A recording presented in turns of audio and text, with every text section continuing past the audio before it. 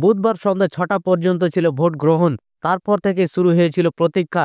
এরপরে এক্সিট পোলের হিসেব প্রকাশ্যে আসে, আর তাতেই দেখা যাচ্ছে সব সংস্থার হিসেবই বলছে বিজেপি ২৭ বছর পরে দিল্লির ক্ষমতায় আসতে চলেছে। স্বপ্নভঙ্গ হবে আপের। কিন্তু এই বুথ ফেরত সমীক্ষার হিসেব মানতে রাজি নন আপ নেতারা। আপ নেত্রী রীনা গুপ্তা বলেছেন, এক্সিট পোল যাই বলুক না কেন শেষ হাসি কিন্তু হাসবেন কেজরিওয়ালেই। রীনাকে বলতে শোনা গেছে, আপনারা পুরনো এক্সিট পোল ঘেঁটে দেখুন, দেখবেন আপকে সবসময় পুরনো আসন দেওয়া হয়েছে, সে 2013 হোক বা 15 অথবা 2020। তার দাবি আপই ক্ষমতায় ফিরতে চলেছে।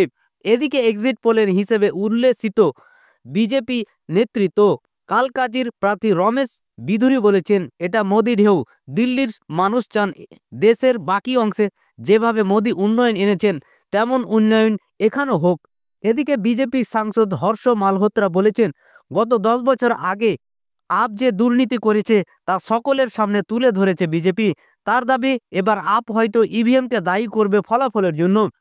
কিন্তু সত্যিই যদি বিজেপি আপকে সরিয়ে ক্ষমতায় ফেরে, তাহলে কোনগুলো আপের পরাজয়ের ক্ষেত্রে ফ্যাক্টর বলে মনে করা হবে? ওয়াকিবহাল মহলের মতে আবগারি কেলেঙ্কারি একটা বড়সড় কারণ হতে পারে আপের পরাজয়ে।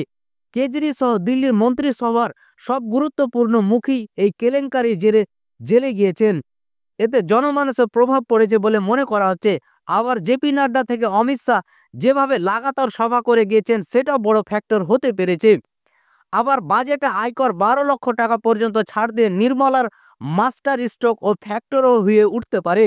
যমুনার জলে বিষ মেশানোর চক্রান্তের যে অভিযোগ তুলেছিলেন কেজরি, তাও একেবারে উল্টো প্রতিক্রিয়ার জন্ম দিয়েছে বলে মনে করছে ওয়াকিবহাল মহল।